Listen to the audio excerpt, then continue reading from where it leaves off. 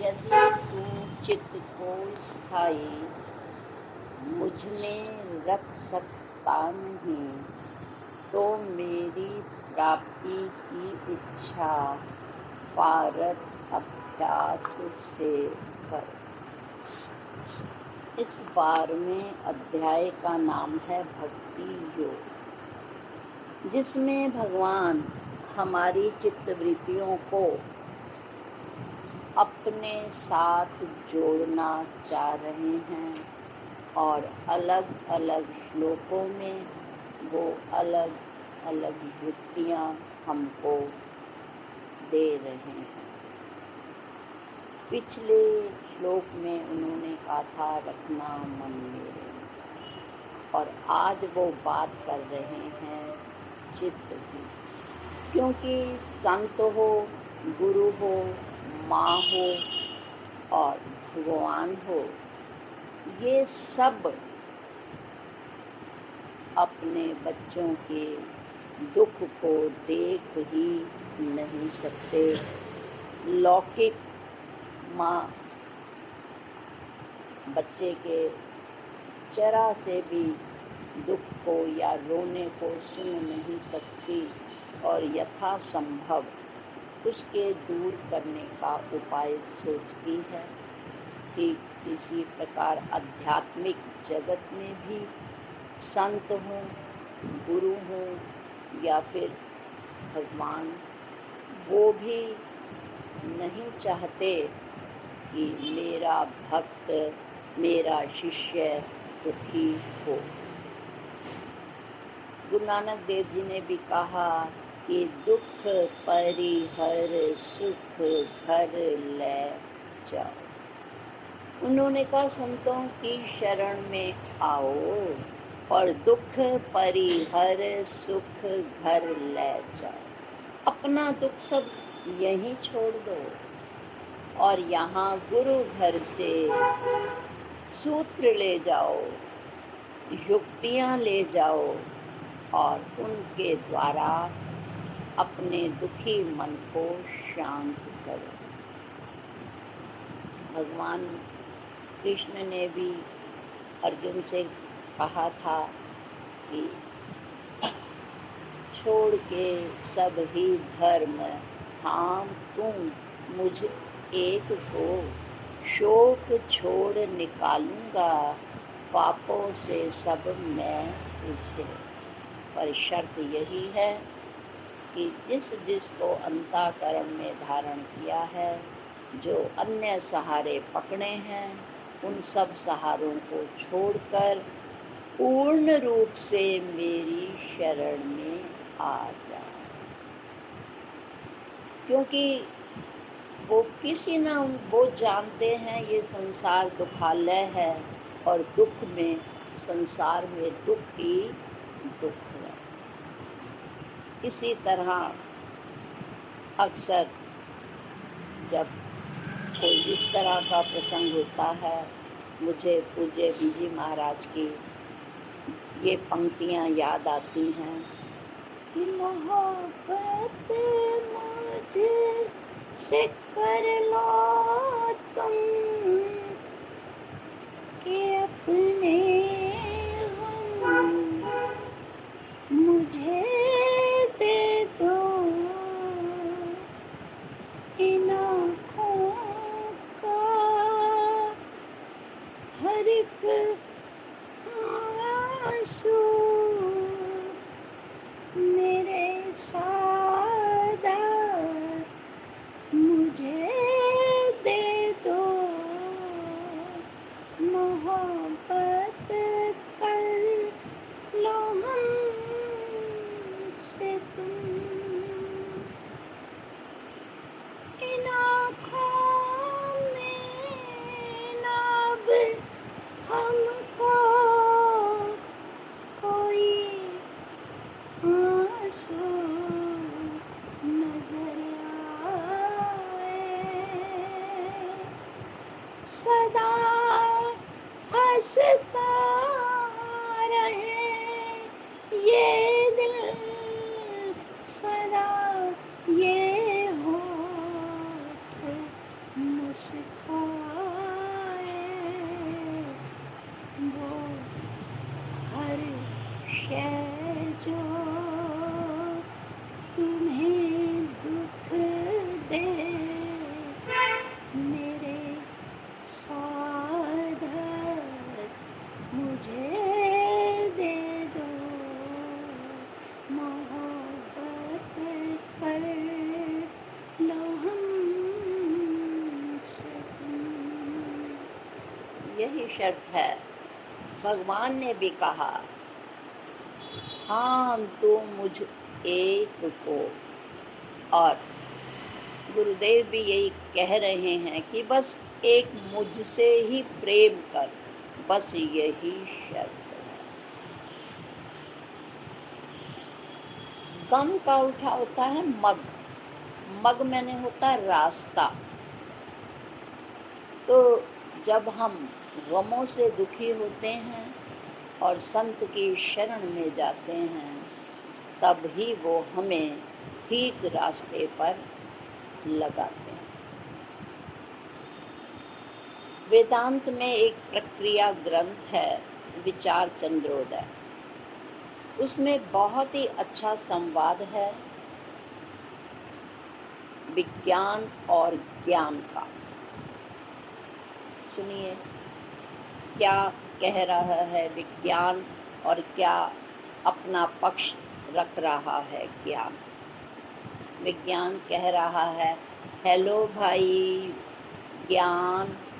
वो कहता है, राम राम विज्ञान। वो कहता है कि तुम आजकल क्या कर रहे हो। वो कहता है, एकता से अनेकता की ओर मैं ले जा रहा हूँ आज की जनरेशन को।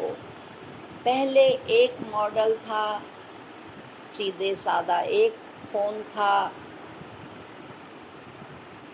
लैंड फ़ोन, सिर्फ नंबर मिलाना होता था और कुछ नहीं।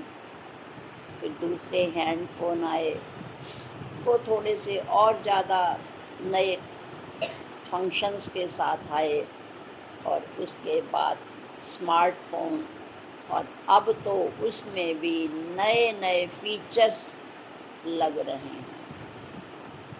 विज्ञान कहता है, एकता से अनेकता की ओर ले जा रहा हूँ मैं। पहले कार का 2-4 मॉडल होते थे और अब तो एयर कार भी आने लगी हैं। तो मैं एकता से अनेकता की ओर ले जाकर उनको सुख दे रहा हूँ। और भाई तुम, उसने कहा मेरा अलग तरीका है, मैं अनेकता में एकता की ओर ला रहा हूँ, अनेकता से एकता की ओर ला रहा हूँ, जिससे साधक आनंद का अनुभव कर सके।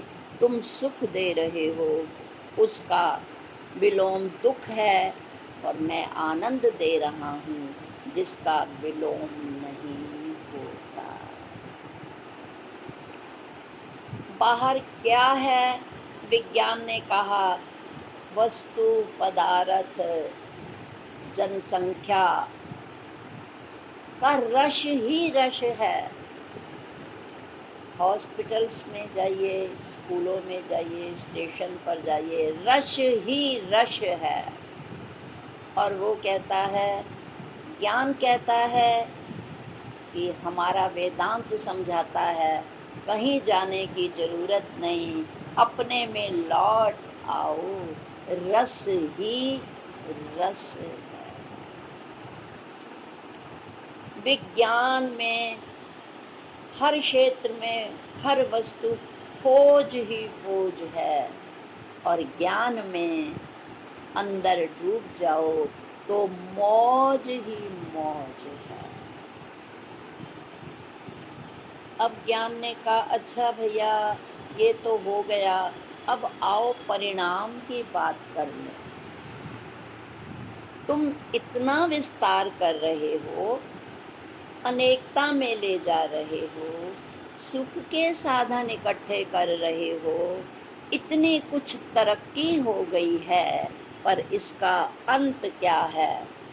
उन्होंने कहा, भैया इतने इतने जहाँ मैं सुख के साधन इकट्ठे कर रहा हूँ, वहाँ परमाणु बम भी बन रहे हैं विज्ञान से, और अगर उसका यूज हो गया तो चिर विनाश है। और ज्ञान मुस्कुराया। विज्ञान ने कहा, क्यों भाई? कहते हैं, तुमने इतनी कोशिश की, पर उसका परिणाम क्या हुआ? चिर विनाश। और कोशिश तो भैया अध्यात्म में भी करनी पड़ती है, पर उसका परिणाम है चिद विलास। अपनी चेतना में रमण करके सहज सुखद सरसता का अनुभव करना। तो दोनों रास्ते इस जीव के पास हैं। इस संवाद के माध्यम से हमें यही समझाया जा रहा है कि अब ये आपका चुनाव है। आपका चित्त चिंता विज्ञान का सहारा लेकर चिंताओं को बटोरता है, या ज्ञान के आश्रय से, चिंतन के आश्रय से इन चिंताओं से मुक्त होता है। तो दोनों में चिन्ह शब्द है, चिन्ता चिन्तन। चिन्ह शब्द संस्कृत में कहते हैं चुनने को। चिनोति इति चिन्ह धातु है, जिससे शब्द बना है चुनना। तो कहते हैं तुम्हारा चुनाव है प्राणी का, जीव का, कि वो विज्ञान को चुनकर अंततः चिंताओं में और चिर विनाश में पहुँचे। और इस जीव के ऊपर निर्भर है कि अज्ञान को दूर करके चिंतन के माध्यम से अपने सुख स्वरूप में लौटे। ये इसकी मर्जी है। तो आज बात कर रहे हैं भगवान चित्त की। आइए पहले विचार।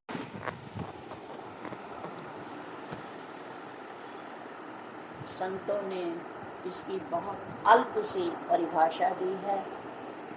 कहा है, स्मरण और संस्कारों के पुंज को कहते हैं चित्त। पहले भी हम इस विषय पर दूसरे शब्दों के द्वारा समझ चुके हैं। अक्सर मैं कहती हूँ कि वर्तमान में मन जो संकल्प विकल्प करता है और अपने संकल्पों के द्वारा जिन कार्यों को करता है, उसका सारा रिकॉर्ड चित्त में रखा जाता, जिससे जब उससे संबंधित कोई दूसरा कार्य किया जाए तो चित्त पिछला रिकॉर्ड निकालकर ले आता है और सावधान करता है। कैसे? मिठाई की दुकान पर गया शुगर का व्यक्ति। अब वो मिठाइयाँ देखकर सोच रहा है, मैं भी लेने तो आया हूँ बूंदी रायते के लिए, पर मन कर रहा है थोड़ा सा मीठा भी ले चलूं। अब मन ने संकल्प किया, अब चित्त आया, उसने अपना पिछला रिकॉर्ड सामने रखा कि पिछली बार मिठाई खाई थी भैया, इतनी शुगर बढ़ गई थी कि एक्स्ट्रा दवाइयाँ लेनी पड़ी थी और तकलीफ में भी पड़ गया था। अब मन ने जो पहले किया था उसका रिकॉर्ड चित्त ने रखा, और जब मन ने दोबारा उस संकल्प को दोहराया तो चित्त ने पिछला रिकॉर्ड निकाल कर रख दिया। तो संक्षेप में विगत संकल्पों के स्मृति और संस्कारों को जो अपने अंदर इकट्ठा करके रखता है उसे चित्त कहते हैं। हम इसको दूसरे शब्दों में भी समझ सकते हैं कि ये एक स्टोर रूम है। जैसे हमने एमए पढ़ ली, अब एमए की बुक्स, उसके अनसोल्ड पेपर्स XYZ पठन, जो भी एमए की सामग्री है, हमने उसको स्टोर रूम में रख दिया कि आगे जो हम कर रहे हैं कोर्स, उसमें हो सकता है ये वाली किताबें फिर काम आ जाए। तो हमने उनको स्टोर करके पीछे रख लिया, और जब देश काल के अनुसार उनकी ज़रूरत पड़ी तो वो बुक्स का रिकॉर्ड हमारे सामने आ गया और उसने हमारे उस काम में सहायता की। इसका नाम है चित्त। चित्त बना है जल तत्व का। जिस तरह जल हमेशा नीचे की तरफ बहता है और ऊपर ले जाने के लिए यंत्र की जरूरत होती है, ऊपर से पानी बड़े आराम से नीचे आ जाता है जब हम सीढ़ियाँ धोते हैं। परंतु यदि हमें मोटर में पानी भरना हो तो हमें फिर चलाना पड़ता, मोटर चलानी पड़ती है ऊपर भरने के लिए। इसी तरह सहज स्वभाव मन इसके अति निकट है, और मन में तो दुनिया भर के दुनियावी संस्कार भरे हैं, और चित्त उसके अति निकट है तो वो फिर उसके संस्कारों को उठा लेता है और चिंतन के द्वारा वो फिर नीचे गिरता है। परंतु यदि कोई गुरु मिल जाए तो जिस तरह यंत्र के द्वारा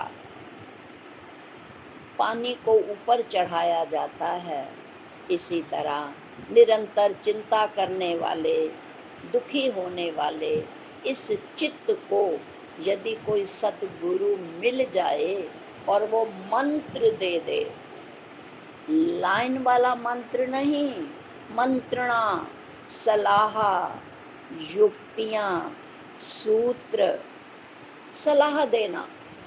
मंत्र मैंने वो लाइन नहीं, समय समय पर सलाह देना, हे जीव तेरे लिए ये उचित है, ये अनुचित है, तुझे ऐसा नहीं करना चाहिए, वैसा करना चाहिए, तुझे दुख रूप संसार की तरफ, माया की तरफ नहीं जाना चाहिए, तुझे मायापति की तरफ अपना रुख करना चाहिए, आदि आदि। तो तब ये हमारा चित्त चिंतन की दिशा में आगे बढ़ने लगता है। तो यही चाहते हैं भगवान हमसे कि वो कहते हैं कि मन भी मुझे दे दे, और ये जो मन के अवशेष हैं, स्मृतियाँ हैं, ये रिकॉर्डिंग्स हैं, इनको भी ख़त्म कर दे। मैं इस चित्त में नया सुखद गीत भर दूँ, गीता के श्लोकों का एक नया गीत भर दूँ, पिछली रिकॉर्डिंग को ख़त्म कर दे। याद होगा प्रसंगवश बताया गया था कि जब दयानंद जी 17 साल स्व को जानने के लिए किसी समर्थ गुरु की खोज में थे और उन्हें 17 साल बाद मिले स्वामी विरजानंद जी, और जब वो गए थे, उन्होंने पूछा था कौन है, उत्तर मिला था बाहर से, यही गुरुवर मैं जानने आया हूँ कि मैं हूँ कौन। तब उन्होंने कहा था मेरी भी एक शर्त है, क्या? तुमने मुझे कहा, मैंने ये भी ग्रंथ पढ़ा है, ये भी ग्रंथ पढ़ा है, ये भी ग्रंथ पढ़ा है, तो तुम्हारे चित्त को शांति मिली? वो कहते हैं नहीं, इसलिए तो मैं आया हूँ। आइए सर्वांग योग की पंक्तियों की तरफ चलते हैं। सर्वांग योग में भी यही कहा गया। सर्वांग योग के पहले अध्याय में मैंने श्रुति, स्मृति, शास्त्र, पुराण आदिक हैं पढ़े, यथा विधान कर्मों के करके उनको लखा, तो भी चंचलता मेरे मन की मिटती नहीं, समाधान नहीं स्थायी, वो कैसे मुझको मिले। सो अहम, जो वो है ना, सो वो जिसे हम अपने से परे समझते हैं, परोक्ष समझते हैं, वो कैसे अपरोक्ष हो, कैसे मेरी अनुभूति में आए। इतने पुस्तक श्रुति स्मृतियां पढ़ने के बाद भी मेरे मन की चंचलता अभी तक मिटी नहीं है। तो उन्होंने कहा था अगर इतना पढ़ने के बाद भी अभी तुम्हें निरंकुश तृप्ति नहीं मिली, आओ तुम्हारी सभी पुरानी स्मृतियों को मैं मिटाता हूँ। अब तक तुमने जितने ग्रंथ पढ़े हैं, खरीदे हैं, जाकर यमुना जी में बहाओ। आओ मैं तुम्हारा पुनः निर्माण करूंगा इस चित्त का। सोचते रहे दयानंद जी, बड़ी मुश्किल से धन एकत्र किया, पुस्तकें खरीदी, उन्हें पढ़ा, और अब ये कह रहे हैं उन सबको यमुना जी में बहा आओ। मथुरा निवासी थे स्वामी विरजानंद जी। बैठ गए यमुना के किनारे, चिंतन किया कि अगर संग्रह की चिंता करता रहेगा कि मैंने बड़ी मुश्किल से धन इकट्ठा किया, ये पुस्तकें खरीदी, अगर यही चिंता करता रहेगा तो तू चिंतन की तरफ बढ़ ही नहीं सकेगा। गुरु तुझे आगे की ओर जो वो तेरे चित्त का निर्माण करना चाहते हैं, पुनर्सृजन, वो नहीं हो पाएगा। पुनः सृजन के लिए पुस्तकों का विसर्जन तो करना ही पड़ेगा। और फिर उन्होंने सभी पुस्तकों को यमुना जी में बहा दिया और पुनः आए, दंडवत प्रणाम किया, गुरुदेव मैंने आपकी आज्ञा के अनुसार कर लिया है और अब मैं आपकी शरण में हूँ। उन्होंने कहा आओ पुत्र, और उन्होंने उनकी सभी जो शंकाएं चित्त में थीं, उन शंकाओं का निवारण करके फिर उन्हें अद्वैत सिद्धांत का ज्ञान कराया, बोध कराया। तो पहले उनका नाम था मूल शंकर और अब उन्होंने उनका नाम रखा दयानंद। उनका स्वयं का नाम था गुरुजी विरजानंद, जो आनंद में विराजमान थे। और उन्होंने मूल शंकर पर दया की और गुरु की कृपा से जो आनंद पाया, वाणी से क्यों कर वो जाए बताया। गुरु की कृपा से जो उन्हें आनंद मिला तो उनका नाम हुआ स्वामी दयानंद। यही बात आज भगवान कृष्ण समझते हैं। वो नारायण हैं, हम नर हैं। वो गुरु हैं, जगत गुरु हैं, हम शिष्य हैं। वो भी हमारे चित्त की स्थिति को जानते हैं। उन्होंने पहले तो कह दिया रखना मन मेरे में, पर उनको पता था रख नहीं पाएगा। अब इसी तरह वो कहते हैं, यदि तू चित्त को स्थाई मुझ में रख सकता नहीं। मैं जानता हूं तुझे चारों तरफ से इतना चिंताओं ने घेरा हुआ है कि तू चिंतन की तरफ चल ही नहीं सकता। ये प्राणी मात्र का, जीव का स्वभाव ही है। देखो ना कितनी कृपा कर रहे हैं।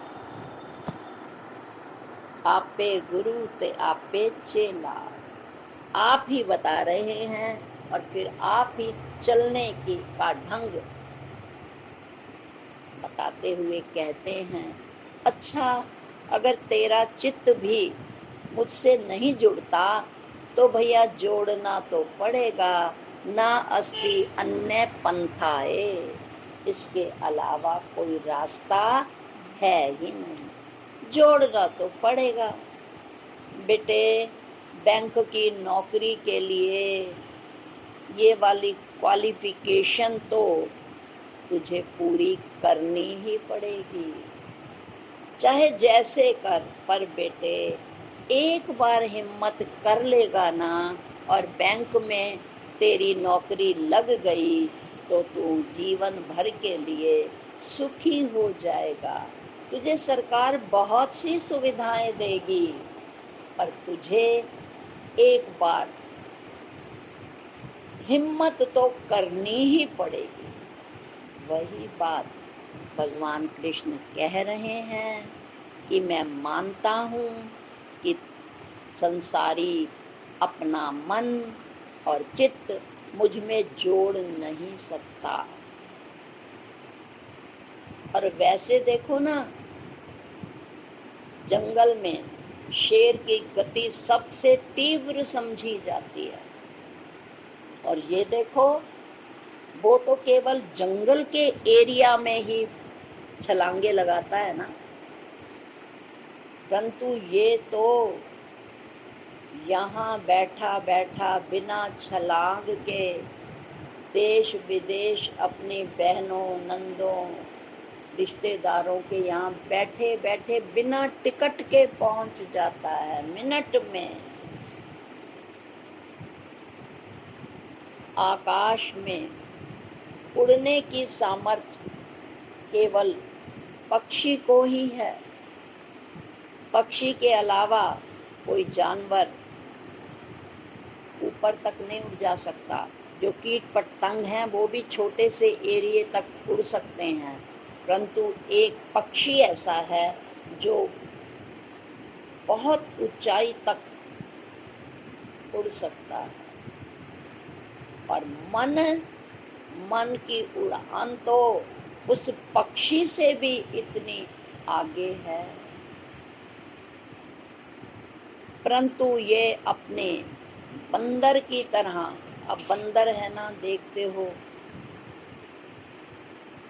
रोज के उसमें एक छत से दूसरी छत पर, कभी आपको बंदर नीचे सड़क पर नहीं गिरते देखा।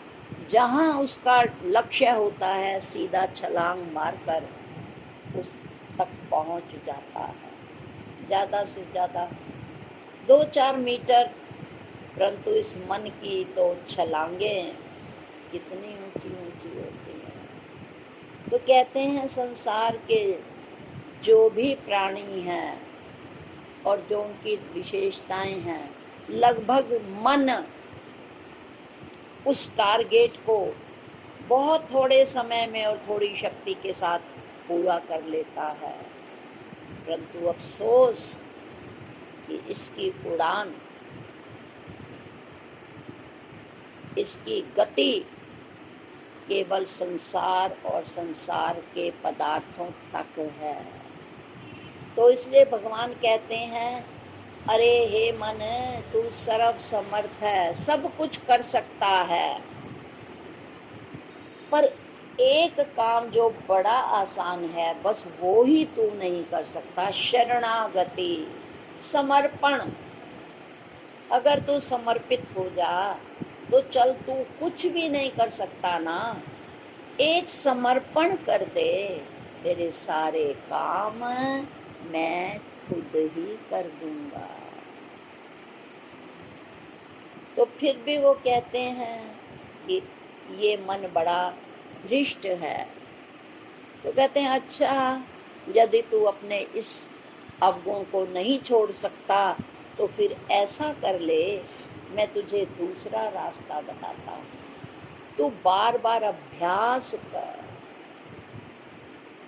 बार बार दिन में कई बार अभ्यास कर,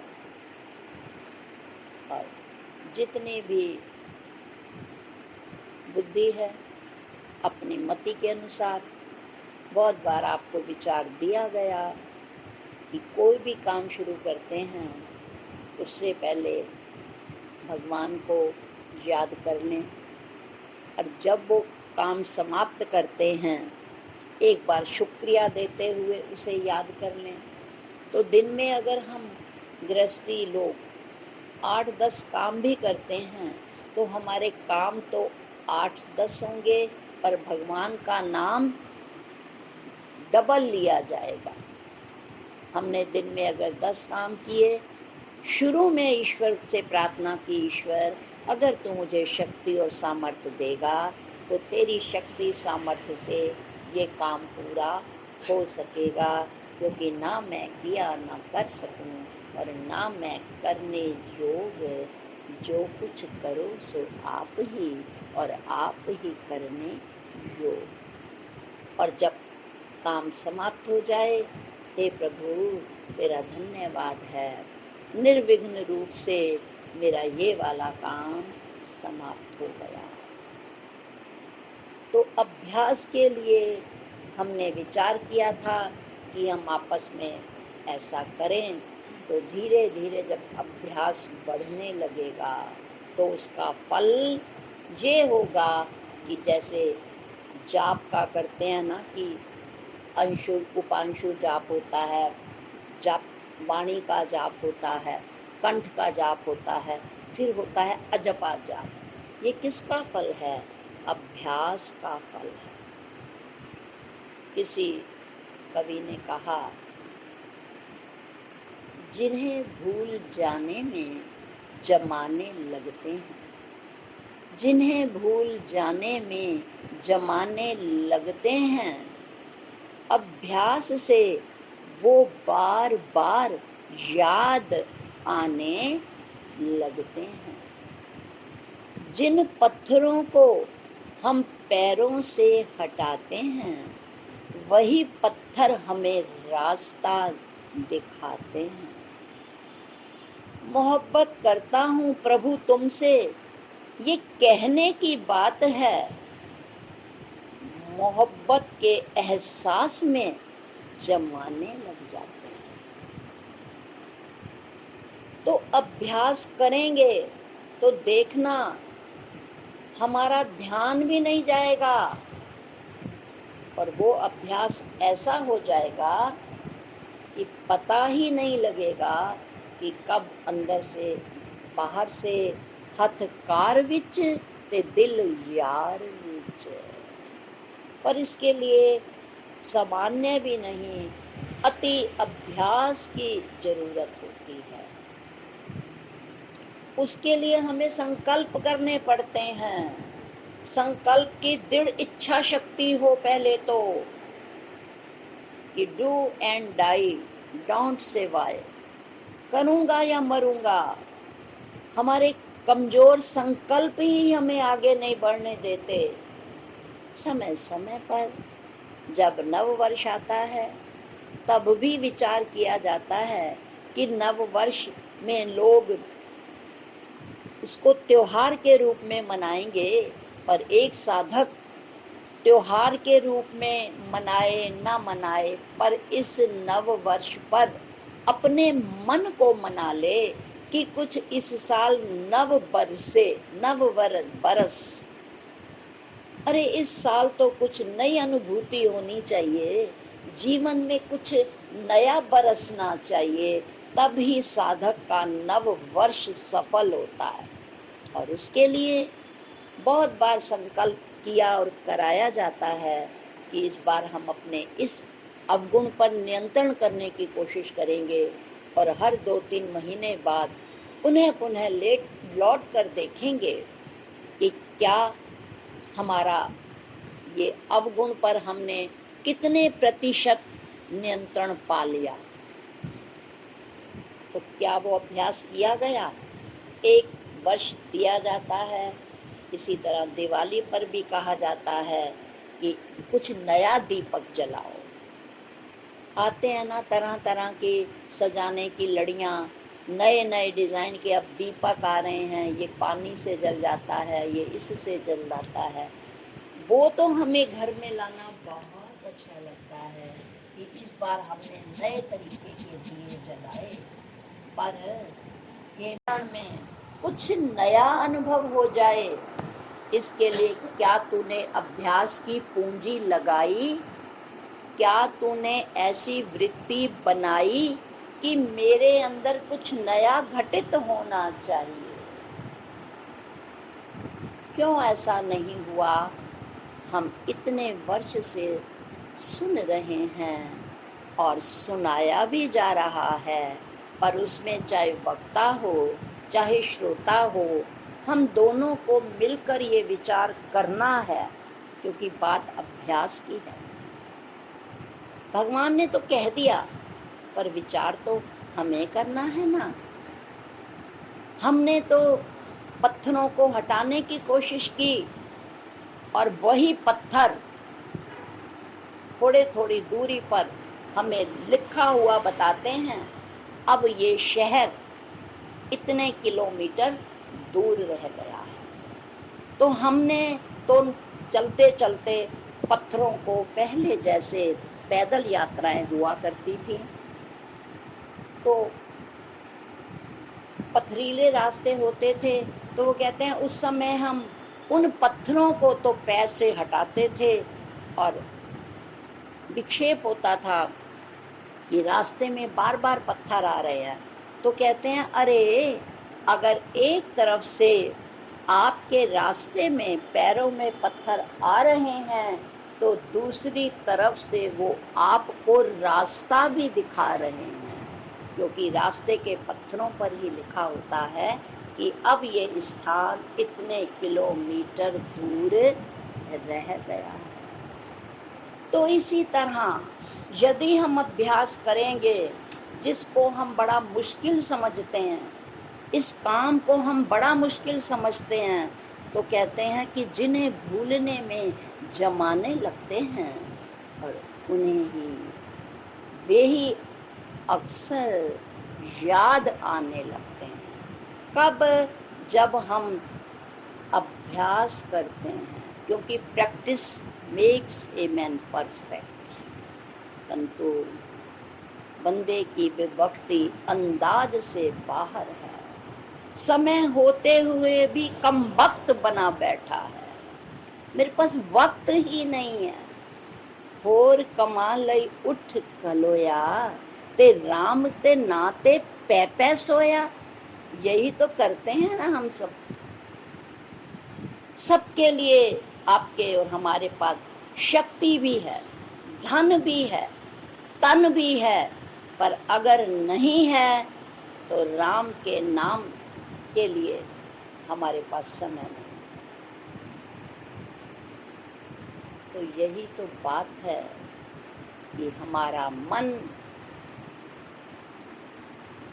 दुखों से, परेशानियों से, परिस्थितियों से घिरा रहता है, और ये चित्त जो चिंतन के लिए मिला था, हमेशा चिंताओं से घिरा रहता है। तो भगवान कहते हैं यदि इन विपरीत परिस्थितियों से तुझे उठना है, ये मन हल्का हल्का रहे, इस चित्त में चिंताओं के बादल उमड़ घुमड़ ना करें, तो इसके लिए तुम्हें चिंतन तो करना ही पड़ेगा।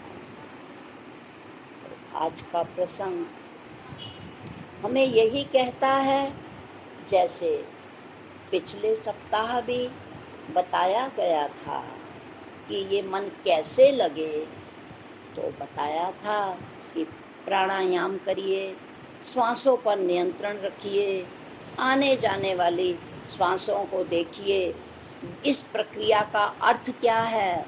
जब हम सांसों को देखेंगे ना, तो हमारा ध्यान सांस के निकलने और आने को देखेगा ना, तो हमारा ध्यान इधर उधर भटकेगा नहीं। इसलिए उन्होंने कहा सांसों के आने को और श्वासों के जाने को देखो। यदि उसमें ये मन लग जाएगा ना, फिर ये भटकने से बच जाएगा। और फिर दूसरी बात यही कही थी कि ध्यान में बैठिए, समय निकालिए, 2-4 घड़ी मोह माया को छोड़ के मन बाबरे, देख अपनी आत्मा संग छोड़ के मन बाबरे, देख अपनी आत्मा संग छोड़ के। तो उन्होंने कहा ध्यान में बैठो। एक और भजन में कितना अच्छा कहा है, ये है उस पार पुल को जाने का,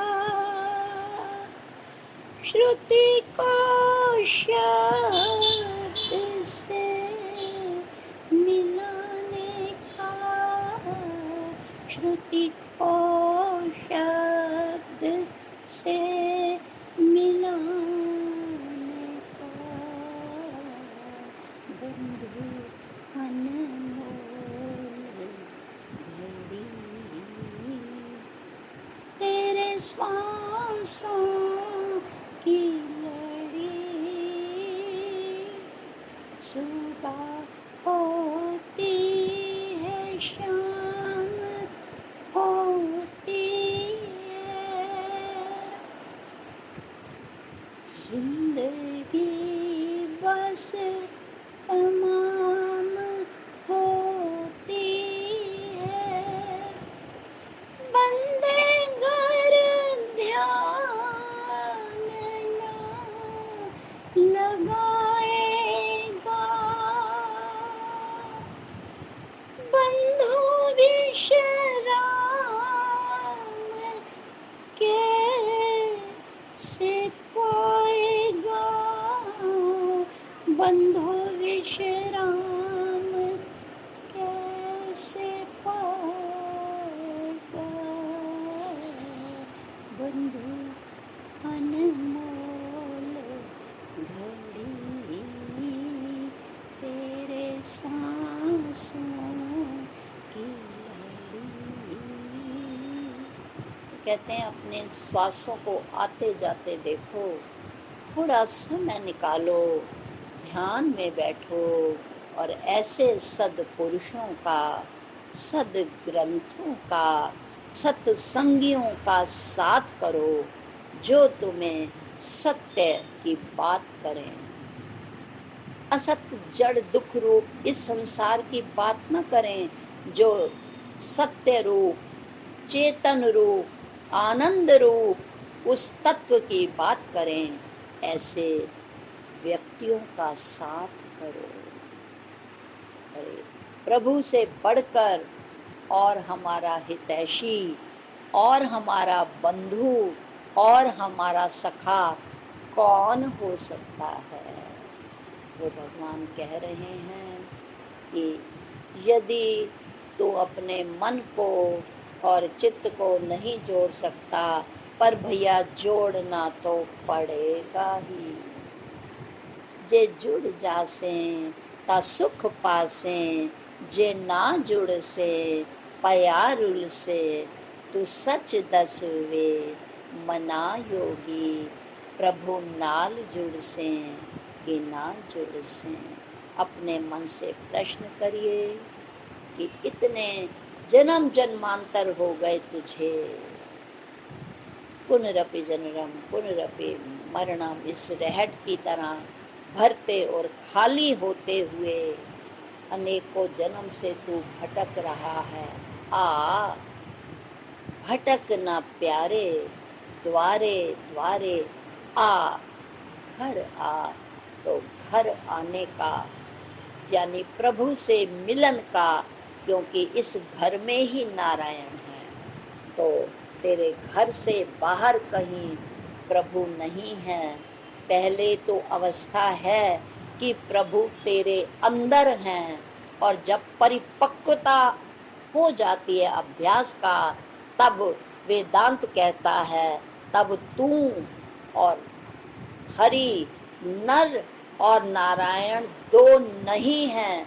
जब अति अभ्यास हो जाता है तो हमारा अपना अनुभव ही ये बताता है कि जो तू है सो मैं हूँ, जो मैं हूँ सो तू है। तो इस का आनंद लेने के लिए आज के श्लोक में भगवान कह रहे हैं जोड़ना तो पड़ेगा, और इसके लिए तू सच मान। तुझे पहले बहुत मुश्किल लगेगी कि, परंतु जब तेरा अभ्यास हो जाएगा तो जो चीज़ तुझे आज दुखद लग रही है वो इतनी सुखद लगेगी तो तू खुद ही कह उठेगा कि मन नहीं करदा, मैं सत गुरा तो दूर हूँ माँ, दूर होके मैं बड़ी मजबूर हूँ माँ। तो अपनी मजबूरी को और जो संसार की मजदूरियाँ कर रहे हैं और अपने आनंद से दूर हैं, तभी मजदूर बने हुए हैं, बंधक मजदूर हैं हम। और क्या करें, दीदी आने को मन तो करता है पर मजबूर हैं। तो हम अपने ही वृत्तियों से अपने ही चारों तरफ मकड़ी की तरह जाला बना तो चुके हैं, पर उस सियानी मकड़ी की तरह हमें अपने जाले को निगलना अगर नहीं आ रहा तो आइए उस समर्थ ईश्वर की शरण में जाएं। आज यही हमें भगवान समझाने की कोशिश कर रहे हैं। ओम शांति शांति शांति।